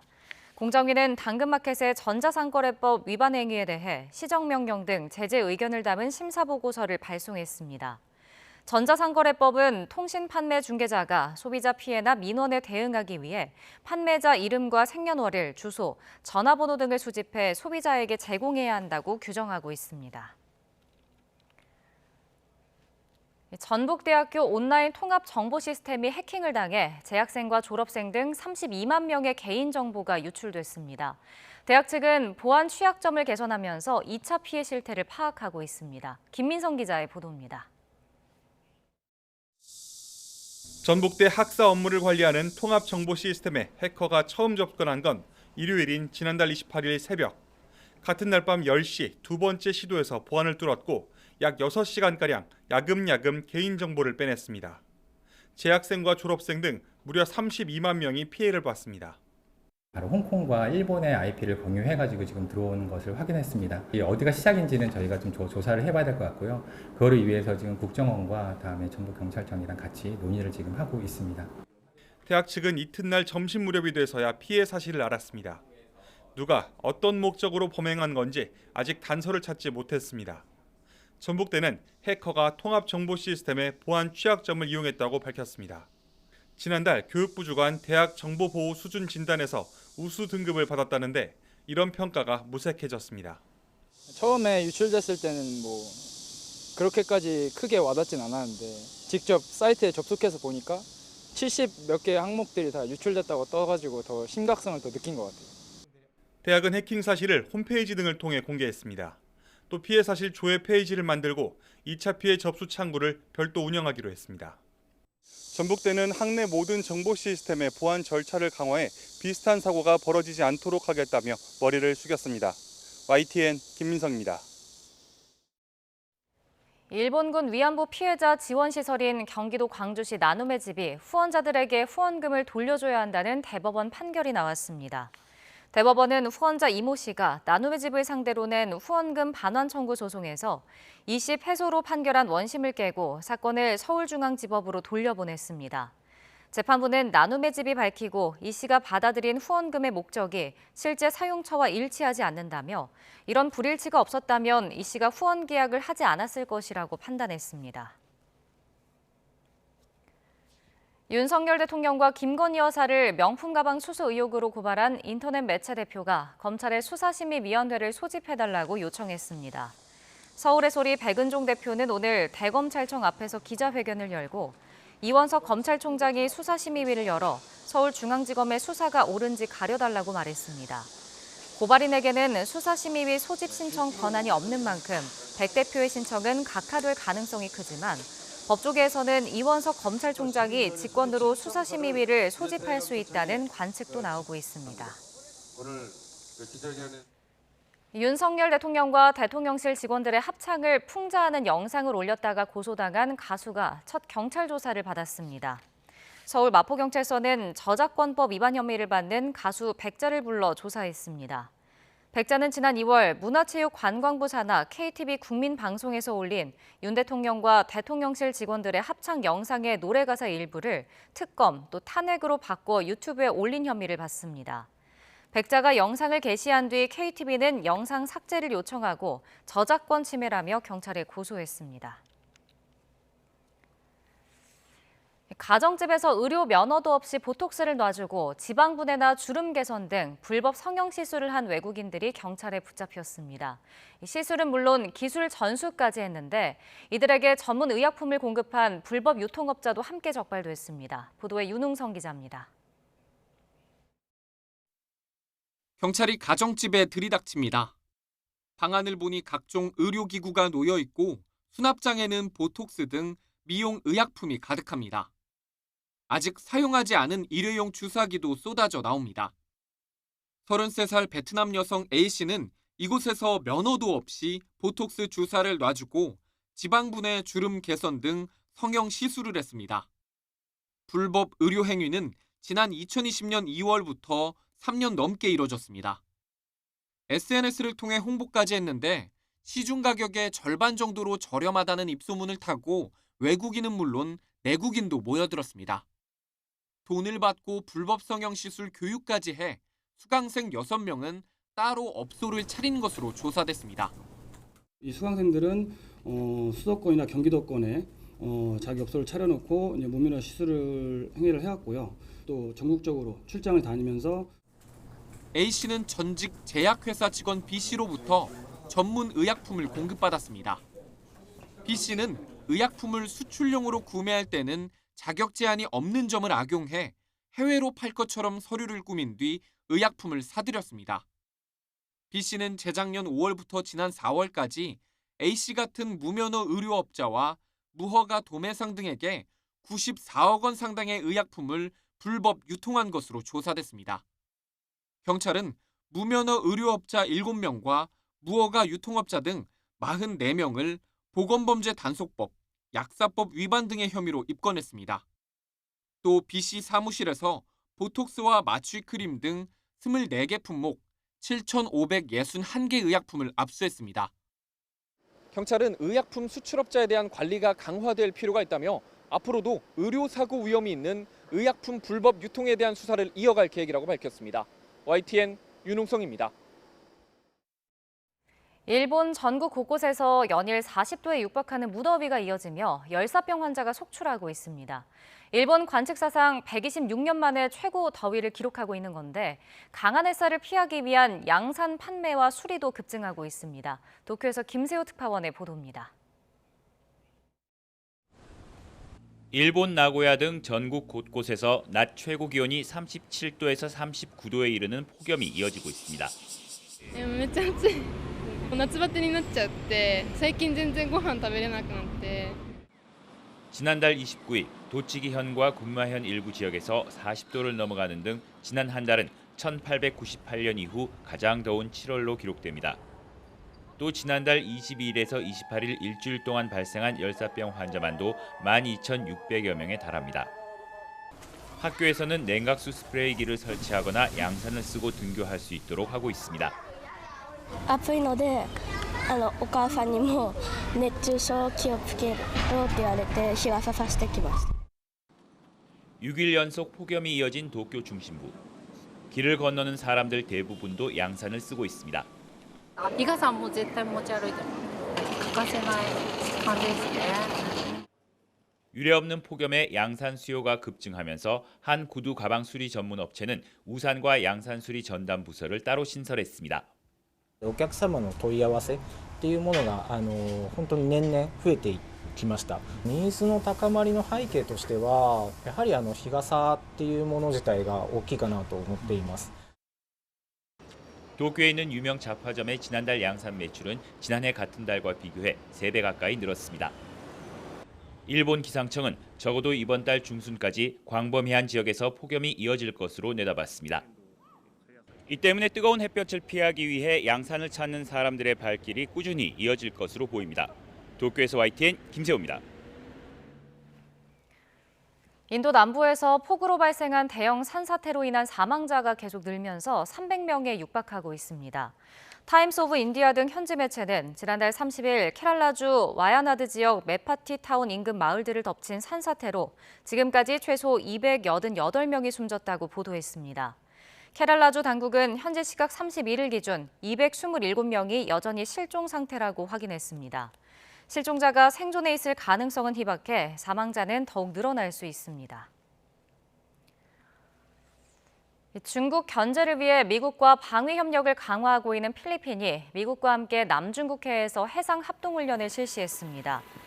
필리핀군은 어제 미국과 필리핀 해군이 남중국해 필리핀 배타적 경제수역 안에서 합동훈련을 실시했다고 밝혔습니다. 이번 훈련은 양국 해군 간 소통과 작전 협조를 향상하기 위한 것이라고 필리핀군은 설명했습니다. 중국 정부가 최근 북한과 중국 관계에 이상 기류가 보인다는 관측을 공식 부인했습니다. 린젠 중국 외교부 대변인은 브리핑에서 북중 양측은 피로 굳건한 우위를 맺었다며 전통적 우호 협력 관계를 중시하고 발전시켜 나간다는 당과 정부의 일관된 입장에 변함이 없다고 강조했습니다. 또 최근 개별 국가와 언론이 북중 관계에 문제가 생겼다고 선전하고 중국과 러시아가 북한을 놓고 경쟁하고 있다는 논조를 펴는 데에는 전혀 다른 속셈이 있다고 주장했습니다.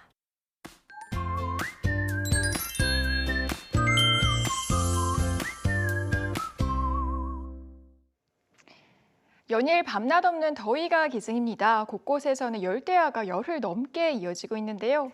특히 강릉에서는 이미 13일 연속 열대야가 나타났죠. 지금 보시는 사진은 강릉 경포해변의 새벽 풍경입니다.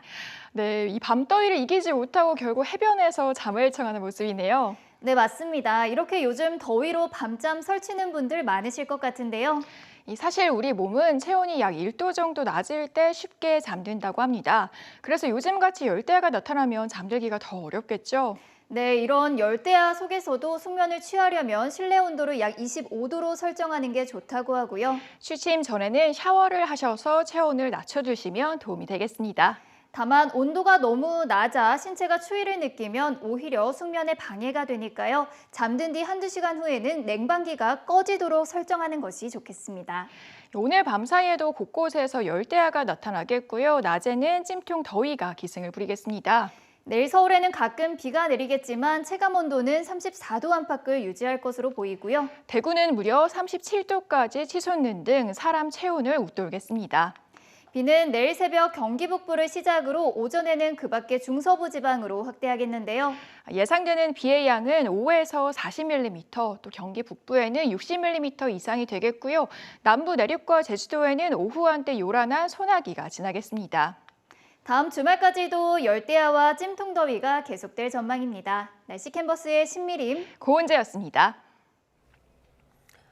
YTN 뉴스 나이트 목요일 순서 모두 마칩니다. 저희는 내일 밤 9시 40분에 새로운 이슈들과 함께 다시 찾아뵙겠습니다. 시청해주신 여러분 고맙습니다.